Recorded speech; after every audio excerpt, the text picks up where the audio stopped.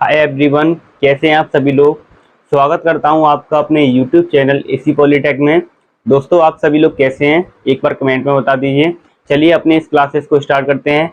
दोस्तों, आज हम पढ़ने वाले हैं आप व्यू। क्या पढ़ने वाले हैं? आप व्यू, जो कि आपके 12th एग्जाम में बहुत इंपॉर्टेंट रोल प्ले करता है। इससे आपके कई क्वेश्चन आते हैं एग्जाम में, तो आपको इसको पढ़ना जरूरी होता है।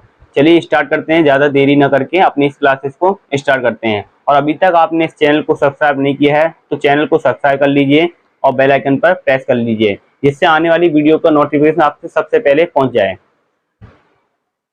चलिए, तो हम आज आप व्यू पढ़ेंगे। तो सबसे पहले हम आप व्यू का कुछ इंट्रोडक्शन देख लेते हैं कि आप व्यू क्या होता है। आइए, और जिस स्टूडेंट ने अभी इस चैनल को, यानी कि जो वीडियो आप ये लेक्चर देख रहे हैं, इसको अभी आपने लाइक नहीं किया है तो लाइक कर लीजिए। तो आप व्यू में आपको पढ़ना है। सबसे पहले हम आप व्यू देखते हैं कि आप व्यू की जो डेफिनेशन हम बताएंगे कि आप व्यू हम क्यों पढ़ रहे हैं, क्या मतलब है इस आप व्यू पढ़ने का। तो आइए वो देख लेते हैं। तो आप व्यू क्यों पढ़ रहे हैं, देखिए। जैसे किसी भी चीज का, यानी किसी भी वस्तु, ऐसी कोई वस्तु जिसकी हमें मूल्य निकालना है, यानी किसी भी वस्तु का मूल्य या किसी भी वस्तु की खरीदारी हम एक सारणीबद्ध यानी कि रो और कॉलम में व्यवस्थित करते हैं, उसे हम आप व्यू बोलेंगे। यानी कि कोई भी वस्तु आपने, यानी कि आपकी मान लीजिए एक दुकान है, उस दुकान से आपके उधारी का, जो भी उधार लेने आता है व्यक्ति, उस उधार व्यक्ति के आप खाता लिखते हो कि आप इस व्यक्ति ने इस दिन इस तारीख को ये इतने रुपए उसने क्या किए हैं, खर्च किए हैं, यानी कि ये माल मेरी तरफ से खरीदा है। यानी कि ये हम आप जिस कोई भी व्यक्ति होगा, आप व्यक्ति का यहाँ पर विवरण लिखते हैं कि इस तारीख को उसने इतने इतने पैसे का माल खरीदा है। तो आपको क्या करना पड़ता है, एक सारणीबद्ध आप लिखते हैं। तो उस सारणीबद्ध को हम इस आप व्यू के तरीके से समझ सकते हैं, जिसमें हम रो और कॉलम समझेंगे। क्या समझेंगे? रो और कॉलम में। रो में हम व्यवस्थित करेंगे और कॉलम में। तो रो और कॉलम क्या होती हैं, आइए वो भी देख लेते हैं। तो सबसे पहले हम रो और कॉलम देखेंगे। तो रो का आपको बता दें, रो का मतलब होता है, आपको जो आप व्यू दिखेगा उसमें हॉरिजेंटल जो आपकी लाइन वगैरह बनेगी उसको हम हॉरिजेंटल बोलेंगे। और कॉलम में हम समझेंगे वर्टिकल से। किससे समझेंगे? वर्टिकल, यानी कि स्तंभ। ठीक है।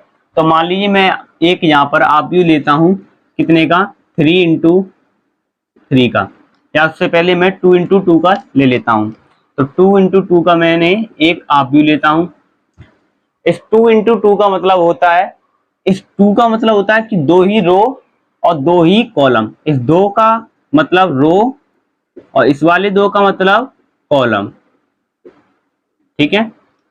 तो 2x2 का हम बनाते हैं। ये हमारा आप व्यू के ब्रैकेट होते हैं। मान लीजिए ए लिखा मैंने, और यहाँ बी लिखा, या मैंने सी लिखा, यहाँ पर डी लिखा। तो इसमें आपको बताना है कि कौन सा रो है और कौन सा कॉलम है। देखिए, जो आपका हॉरिजेंटल लाइन में ऐसे देखेंगे, जो हॉरिजेंटल लाइन है, तो हॉरिजेंटल में क्या आ रहा है, ए और बी। ऐसे नीचे भी हॉरिजेंटल में एक आ रहा है सी और डी। कितना आ रहा है? सी और डी। तो ये दोनों जो लाइन होंगी हमारी, ये हमारे क्या होंगी, रो कहलाएंगी। क्या कहलाती हैं? रो। और रो को हिंदी में बोलते हैं पंक्ति। क्या बोलेंगे? पंक्ति। ऐसे ही जो इन्हीं को अगर हम ऐसे देखें वर्टिकल में, इस तरीके से, जैसे एक ये रहा और एक ये वाला हो गया, दिख रहा होगा ना आपको। एक देखिए, एक ये वाला ए सी और एक बी डी। तो आपको इस तरीके से देखेगा, उसको हम बोलेंगे कॉलम। क्या बोलेंगे? कॉलम। ये हमारा कॉलम हो गया, यानी कि स्तंभ। जैसे आपने खंबे देखे होंगे सीधे खड़े हुए, उसको बोलते हैं स्तंभ। ठीक है। तो ये आपके इस तरीके से होंगे। अब ये 2x2 का रो कैसे कहलाया, आज जरा आप देख रहे होंगे कि इस आप व्यू में ए बी सी डी, इसमें एक रो और दो रो। कितनी रो है? दो रो है।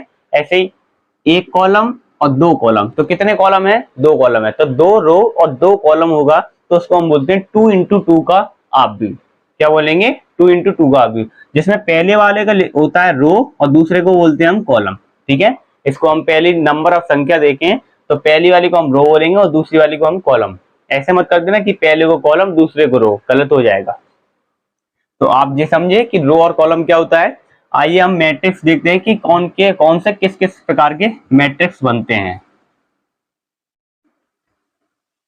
क्योंकि बेसिक क्लियर होगा तभी आप एक्सरसाइज कर पाएंगे अच्छे से।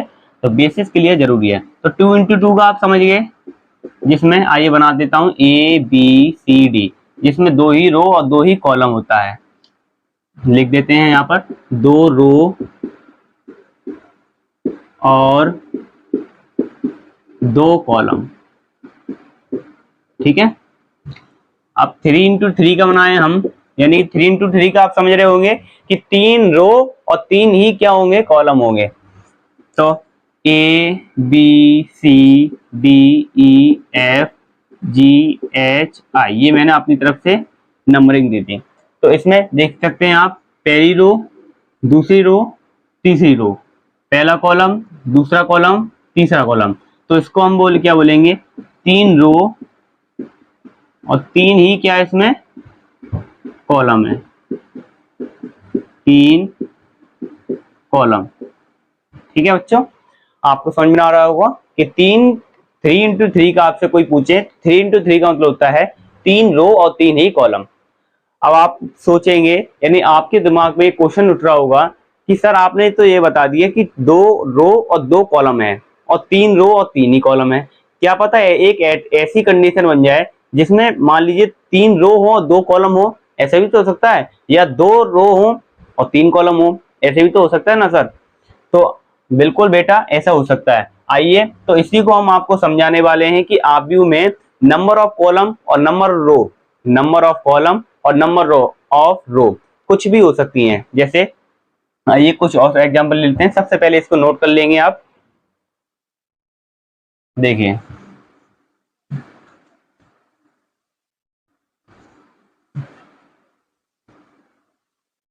आइए देखते हैं। जैसे मैंने एक आव्यूह बनाया, ये वाला ABCDEF, हाँ ये मैंने एक आव्यूह बनाया। अब इस आव्यूह में आप देख रहे होंगे कि सर 1 2 3, 3 तो रो है और आप 2 कॉलम है। कैसे, 1 रो 2 रो 3 रो, 1 कॉलम 2 कॉलम, तो 2 कॉलम हो गए और 3 रो हो गए। तो इसमें हमारा इसका नाम क्या होगा, इसका नाम देखिए, आव्यूह का जो नाम देते हैं आव्यूह संख्या, तो आव्यूह की जो संख्या देंगे वो कैसे देंगे, आइए बताते हैं आपको। तो आव्यूह की संख्या में सबसे पहला होगा हमारा रो का और दूसरा होता है हमारा कॉलम का, इसको आप याद रखेंगे, ठीक है, कॉलम का।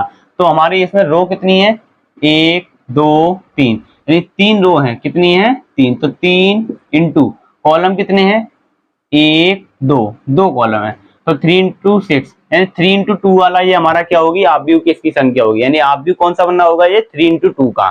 ठीक है, ऐसे ही हमारा इस तरीके से होगा, जैसे ABCDEF, हाँ इस तरीके से हो।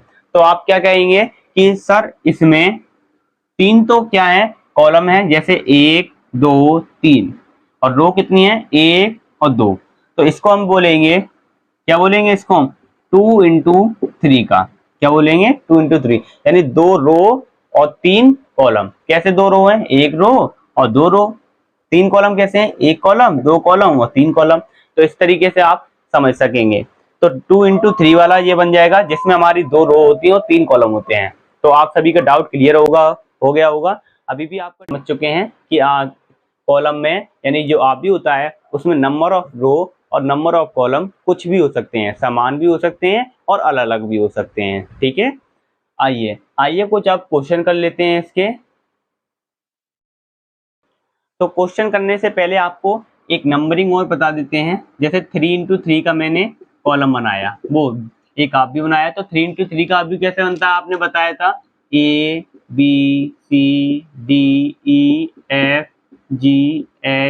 ऐसी तो बनेगा बच्चों, जिसमें 3 रो होंगे और 3 कॉलम होंगे। तो इसकी अगर हम नंबरिंग निकालेंगे, आगे हम सेकंडेज वगैरह निकालेंगे सारणी में जाकर, तो उसकी नंबरिंग सबसे पहले ए नंबर है ना, ए नंबर, ये हमारी पहली रो ली हमने, तो पहली रो का पहला कॉलम, तो पहली रो का पहला कॉलम A11 हो गया। ऐसे पहली रो का दूसरा कॉलम, तो पहली रो का दूसरा कॉलम, यानी पहली रो हो गई और दूसरा क्या होगा हमारा, ये कॉलम होगा। ऐसे ही तीसरा, पहली रो का तीसरा कॉलम, तो इसको क्या लिखेंगे 1 3। ठीक है, समझ में आया ना। ऐसे ही इसमें ये दूसरी रो है तो क्या लिखेंगे A, और दूसरी रो का पहला कॉलम है तो A 2 1। ऐसे ही दूसरी रो का ये कौन सा है, दूसरा कॉलम है तो A 2 2। ऐसे ही ये दूसरी रो का तीसरा कॉलम है तो A 2 3।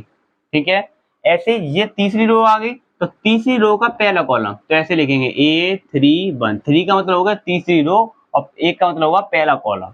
ठीक है, यानी पहला वाला नंबर। ऐसी तीसरी रो का दूसरा वाला एलिमेंट तो 3 2। ऐसे ही तीसरा वाला एलिमेंट तो 3 3। सॉरी फॉर दैट, हम कॉलम बोल लेते हैं एलिमेंट। तो ऐसे इस तरीके से, यदि पहली इसको ए वाले को देखें तो ए पहली रो का पहला एलिमेंट तो ए 1 1।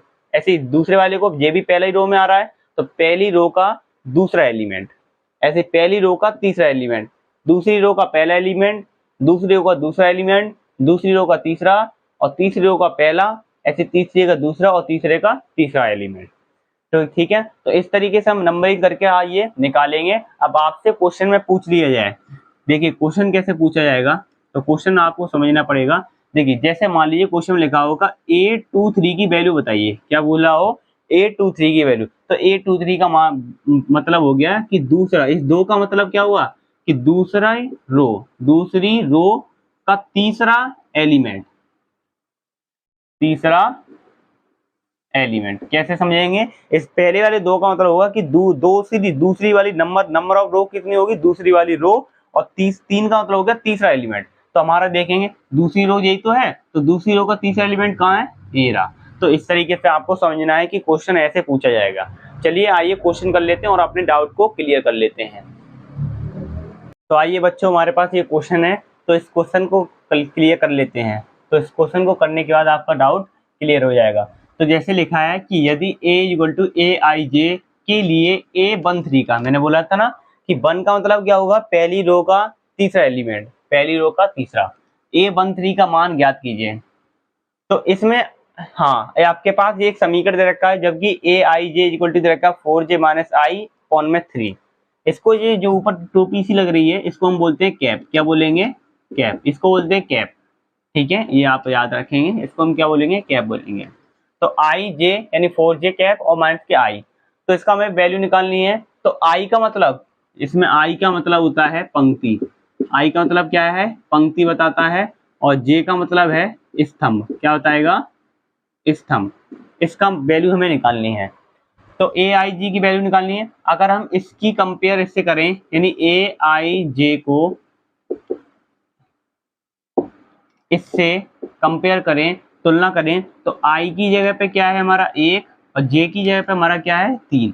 तो आई की वैल्यू कितनी आ गई हमारी 1 और जे की वैल्यू कितनी आ गई हमारे पास 3 आ गई। ठीक है, कैसे हमने इसको इससे कंपेयर कर लिया, कैसे हमने आई की वैल्यू निकालेंगे, हम इसको कब फाइंड कर पाएंगे, जब हमारे पास आई की वैल्यू होगी और जे की वैल्यू होगी, तभी तो हम फाइंड कर पाएंगे इसको, इससे तो हम कर नहीं पाएंगे। तो सबसे पहले हम आई की वैल्यू और जे की वैल्यू हम फाइंड करेंगे। तो अब इसकी जो आई की वैल्यू और जे की वैल्यू आई इसमें रख देते हैं। तो पहले ए आई की जगह पे 1 और जे की जगह पर 3, तो A13 ऐसे 4, जे की जगह पे क्या लिखना है हमें 3 - 1/3। तो इसको सॉल्व करने के बाद 4 तिया 12 - 1/3, 12 में से 11/3। तो A13 की जो वैल्यू आ गई वो कितनी आ गई, 11/3 आ गई।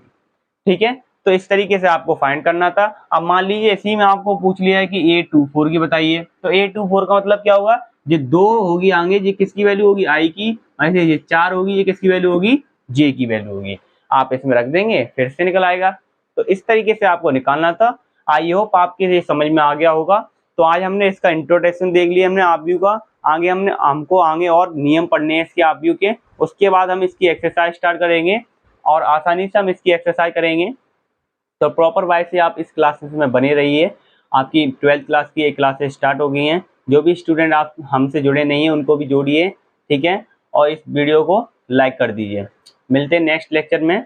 थैंक यू, और चैनल को सब्सक्राइब करना ना भूलिए।